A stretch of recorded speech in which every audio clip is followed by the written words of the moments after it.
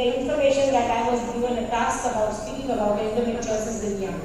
I want to congratulate Dr. Alka for bringing up this topic because truly, endometriosis in young is a challenge on one hand, but an important opportunity also on the other hand. And therefore, this requires a lot of focus. As we understand that it requires a lot of, what is the challenge? The challenge is that 10 years is the average time taken for a woman to be diagnosed with endometriosis. Many times there is failing abdomen, dyspepsia, dysmenorrhea, which is not undertaken seriously, and usually this diagnosis would be delayed. 82% women are at times unable to carry out day-to-day activities due to endometriosis, and therefore it's a very quality of life challenging disease. 30 to 50% of women will have infertility, 68% of women would be misdiagnosed with other conditions, and 1 in 10 women are affected by endometriosis during the reproductive ages of 15 to 49, and 27 is usually the average age of looking at the first diagnosis or the common diagnosis when it will be diagnosed. And you can see about 176 million women in the world have this disorder, and it requires therefore attention. Especially the adolescent age group, the prevalence is less clear and based on estimates of small numbers from systematic reviews. And overall prevalence of visually confirmed endometriosis is found to be about 62%, maybe ranging widely in all adolescent women undergoing, because laparoscopy is not a very commonly taken investigation in these women. And in girls with chronic pelvic pain resistant to treatment, nearly 75% of them would have endometriosis, and 70% of girls with dysmenorrhea would have endometriosis. So the risk factors are: 1, premature birth, the child is a premature baby herself; obstructed Mullerian anomalies; first degree related with endometriosis; low body mass index; early menarche; prolonged menstruation of more than 5 days; menstrual cycle interval of less than 28 weeks; consumption of soy products; and higher caffeine or alcohol consumption. Now, typically you can see here in this picture that this is a partially sort of a non-communicative obstructed hairy vagina kind of an anomaly or Mullerian anomaly, and this is the diagnostic features. There will be an associated renal agenesis, and you can see the typical MRI findings here, and this is called as the Werner-Meiderich syndrome. So delayed diagnosis of endometriosis is one of the biggest challenges in the younger age group, and it's very important to avoid it. Let's say how. Now, if you look at the adolescent girls for whom we would do an endoscopy for some other reason, maybe there will be an incidental finding, or maybe for a chronic pelvic pain. So you can see here that the red flake-like lesions of endometriosis in the adolescent are very primitive. You may think that they are conditioned, but with high definition laparoscopies nowadays we can definitely see them properly. And there can be clear polypoid and vesicular lesions of endometriosis seen in the adolescent age group, and we have to be sensitive to understanding them. Now, endometriosis definitely poses a diagnostic dilemma also, because there are lots of other organs around it which will be involved. And pelvic pain itself is a highly complex, multifactorial, often difficult to treat condition.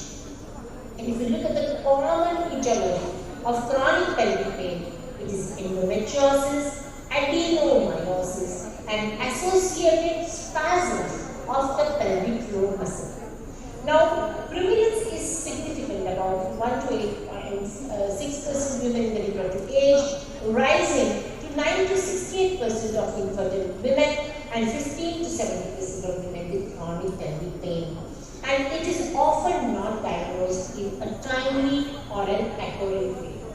Because if we look at studies, they have shown that the average delay would range from 6 to 11 years, and often despite disabling and ongoing symptoms being treated for years, despite patients not having receiving a definitive diagnosis, this disease would continue.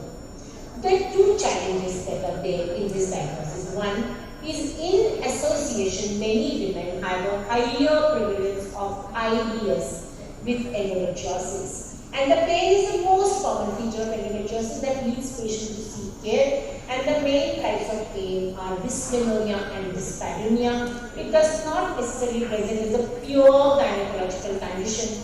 There can be ectopic endometrial tissue implants throughout the pelvis and abdomen and may have deleterious effects on all involved structures, leading to pain and dysfunction of those organs. So whenever a woman presents to you with pain, please be very, very sensitive and go beyond yourself to rule out endometriosis, because that is going to definitely help us in liking them better. Now, cyclically, dysmenorrhea would be initially present, and that could be endometriosis, especially when you should look for certain clues or family history of endometriosis. Cyclic dysmenorrhea, which is affecting the quality of life. Onset of dysmenorrhea with menarche. We know that menarchal cycles are usually anovulatory, they are painless. But if you have dysmenorrhea from that time, please look out for endometriosis. And young girls missing school on account of dysmenorrhea has a very high positive predictive value for endometriosis. So do not disregard it. Pain with intercourse, specifically deep pelvic pain, may be unilateral and may persist for some time, even hours after intercourse, and often is misinterpreted by patients and physicians as a normal consequence of sexual activity or sometimes phobic vaginismus. So we have to be categorically looking at this dysmenorrhea. Diarrhea, constipation, nausea, vomiting, bloating, rectal bleeding, food intolerances, and even bowel obstruction in advanced diseases can be presenting. And implants are sinusal, therefore typically will be missed on a colonoscopy, often microscopic or very small in size, they may not be visible on imaging. And prior GI diagnosis of IBS or Crohn's disease that was not determined through biopsy would probably confuse us further. Endometriosis has also been found in 3 to 5% of appendix specimens. Now, recurrent urinary tract like symptoms, infection-like symptoms, hematuria, painful voiding, incontinence, bladder spasm, and potentially to ureteral obstruction that can lead to renal failure, and recurrent UTIs, interstitial cystitis, based on minimal cystoscopic findings or even on a high-definition sonography would help us in identifying these conditions, and they would tell us that probably this would be endometriosis. Leg pain, abdominal muscle pain, chronic back pain, and rarely to loss of function and disability. Cases associated with sciatica and paraplegia have been documented to have associated endometriosis because these are the nerve plexuses which are directly either involved or carrying the pain symptoms, and we have to be sensitive to them. Now, surprisingly enough, there are, and in my practice of last 30 years, I have encountered about 6 or 7 patients of endometriosis, which is in the diaphragm and the thorax. Patients who present with chronic shoulder pain, pruritic chest pain, pneumothorax, and pericarditis. And it is actually a very, very excruciating, bruising kind of a pain that they would complain of. And this could be the typical catamenial pneumothorax that you can see here, which is, and typically they will have these symptoms around their periods and they will have a very, very terrible time during that time.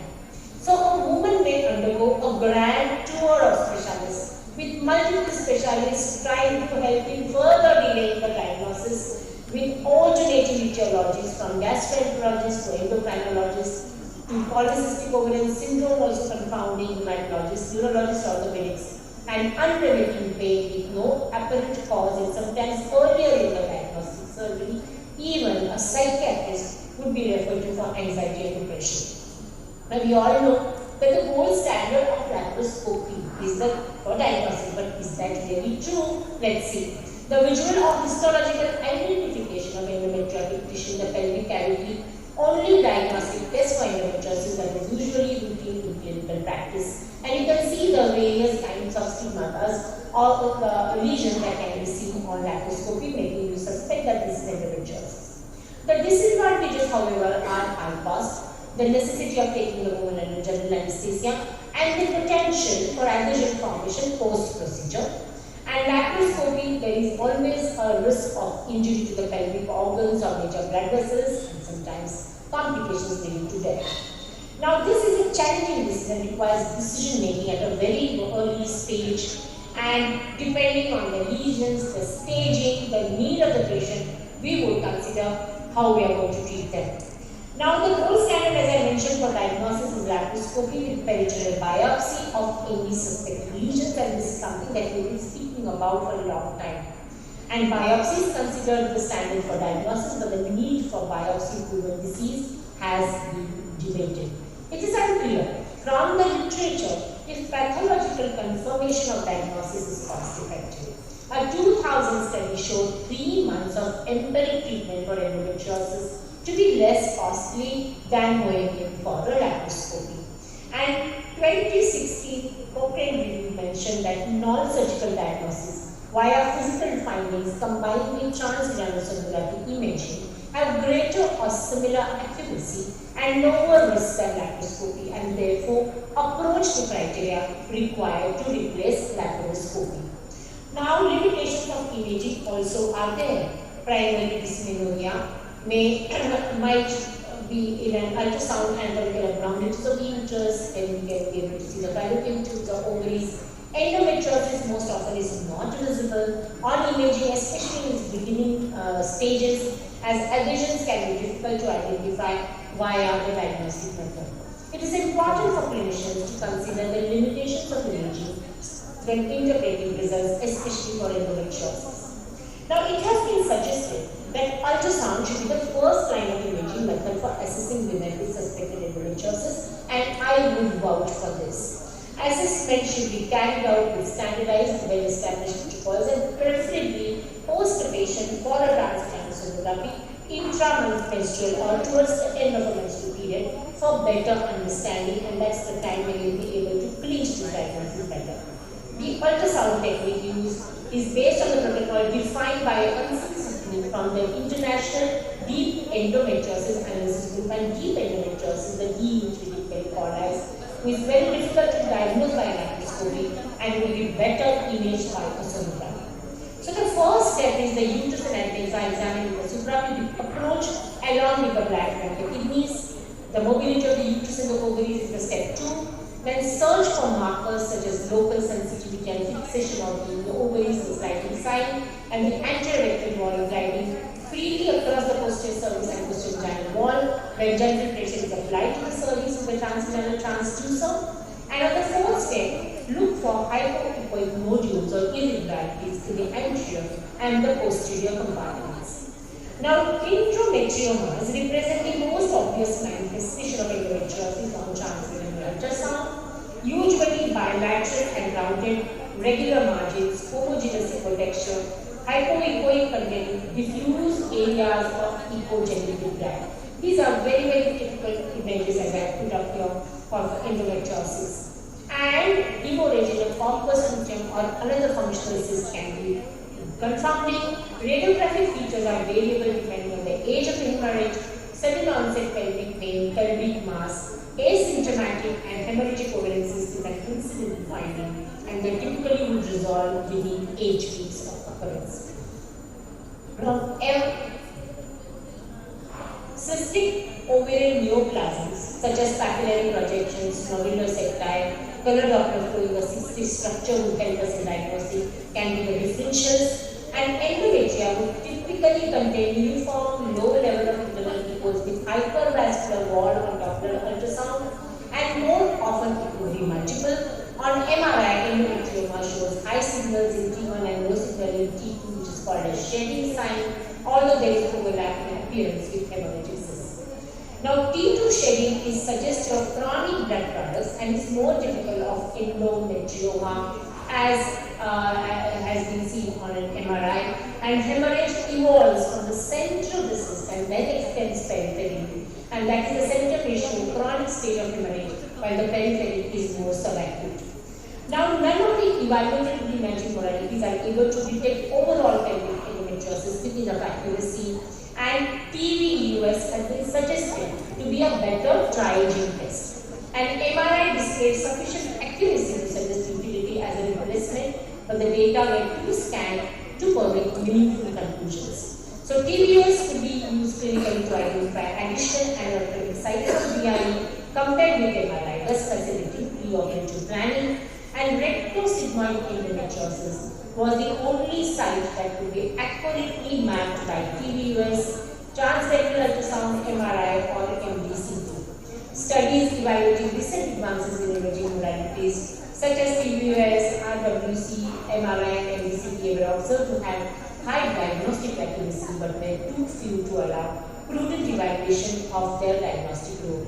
So in view of the low quality of most of these included studies, the findings of the 2016 review of Cochrane should be interpreted with caution. Future well-designed diagnostic studies undertaken to compare imaging tests for diagnostic accuracy and costs are recommended. So it's not essential that if you made a diagnosis on TBUS through the history and your analysis, please do not unnecessarily push on the patient through doing an MRI unless and until there is a doubt. So what is very important, however, is whenever you are looking at the patient very carefully, primarily, and if she requires any advanced analysis and visualization or therapies, and if you do not have the expertise, please do not delay reference, and we can consider doing a sonography immediately if there is a pain. NSAIDs, progesterone, combined pills, gabapentin, and Dymagest are the methods of approach which can effectively be used in these younger women. Now, presentation of endometriosis often involves multi-organ systems, and we have to be therefore very sure about how we are diagnosing. So, continuous use of COCs for adolescents is safe and effective for early accountable pelvic pain and can be used as a first line of treatment. Progestins are also used for endometriosis and have comparable results with that of GnRH analogs and danazol. Newer progestins like Dymagest may help to relieve pain in adolescent girls and can be used for a longer period. GnRH agonists are used only beyond 16 years. When DEMPA and GnRH are used, body mass density, blood density reduction has to be monitored, and LNG-IUS can be used in sexually active adolescents as second line of management. Laparoscopy for endometriosis has to be balanced carefully to avoid the loss of ovarian reserve versus pain relief, and this has to be taken as a very diligent decision. Now, reasonable to treat young girls owing to high prevalence of dysmenorrhea in teenagers with combined pills or a combination of NSAIDs and COCs, and both primary and secondary dysmenorrhea would usually respond. This approach may improve the symptoms and avoid a significant number of further unnecessary investigations. And however, it's also possible that endometriosis may progress while the symptoms are masked. Now, LNG-IUS may be inappropriate as a first-line empirical treatment for presumed endometriosis in younger teenagers, but may be acceptable in young women who are sexually active, and it would be a good idea to place it after a laparoscopic treatment and staging has been done. Now, what we are now using with commonly is Dymagest, the fourth generation synthetic oral progestin, a 19 non-testosterone derivative with a strong progestational effect, anti-androgenic properties, and a lack of mineralocorticoid and glucocorticoid effect. It is anti-angiogenic, which is very important, and anti-inflammatory, and it causes modest reduction in estradiol levels. So it decreases the endometriosis associated pelvic pain, reduces symptoms, sign and severity, as effective as GnRH agonists, better side effect profile, no alterations in the lipid, metabolic or hepatic parameters, long-term efficacy has been evaluated for more than 1 year, and promptly is known to restore fertility post-sedation, that is 1 to 43 days. Now, serum estradiol concentration in the range of 30 to 50 picograms per ml has been found, and they are suppressed sufficiently to inhibit endometriotic lesion growth, but are adequate to prevent hypoestrogenic side effects such as bone mineral loss. Now, there are various studies in which 2 mg daily in the treatment of adolescents with clinically suspected endometriosis has been done, and this is an open label study done on 120 young girls, and there was a change in endometriosis associated pain and relative change in the bone mineral density. Dymagest 2 mg once daily was effective in relieving the pelvic pain, the signs of pelvic tenderness and iteration, and pain score reduced from the baseline at the mean end of 52 weeks. I have quite a few patients who are taking these damages for now nearly about 4 to 5 years without any side effects. Now, changes mean relative change in BMI from baseline was 1.2%, and follow-up assessment in 60 of the 73% with decreased lumbar spine BMI showed partial recovery 6 months later with other adjuvant therapies. Now, what about GnRH agonists? It's a very critical stage, we know, that adolescent age group especially, of achieving the peak bone density, and the bone loss induced by these is greater than that of natural menopause, averaging 1% per month during 6 months of treatment. And the utilization of add-back therapy, which would be the estrogen and progesterone combination or progestin only pill, can help alleviate the side effects of GnRH agonist without reducing its efficacy. Surgery, no consensus as to whether surgery should be avoided as much as possible, but all surgical treatment should be considered at an early stage and should aim to eliminate endometriosis completely, including the deep endometriosis. Destruction or excision of endometriosis would give good results, 80% pain relief or greatly improved, 20% partial improvement, and post-operative treatment in a hormonal treatment to prevent recurrence would be essential. There are 5 practical rules for managing adolescents with dysmenorrhea and chronic pelvic pain. Never underestimate the pain. Always consider endometriosis as a possible cause of severe cyclic pain.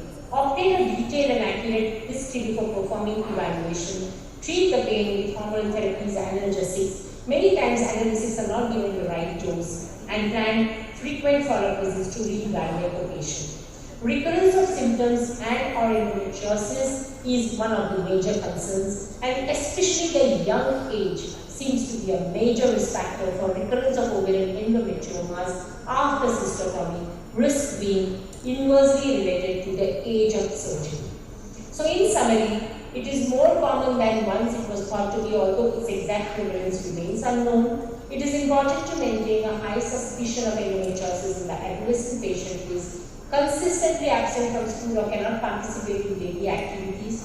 A majority of adolescent girls with chronic pelvic pain may not be responding to conventional medical therapy, have endometriosis, likewise young women, and while spontaneous resolution is possible, progressive course in a significant proportion of cases is also experienced.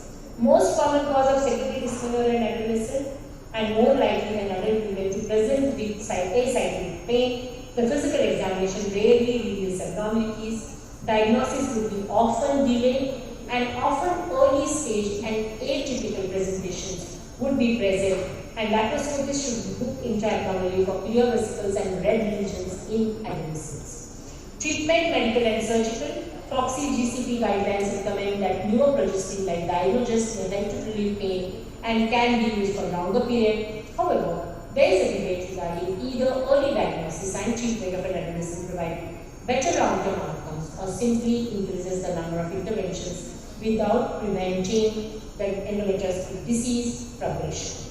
So time is extremely important whenever we look at the age groups. So age group wise, their need of fertility, their presentation, all require to be taken into account because time has a way of showing us what really matters in life. And of course, we have to remember that evaluation, identification and intervention are a must in endometriosis. Thank you for an extremely patient hearing, and sorry that I could not make it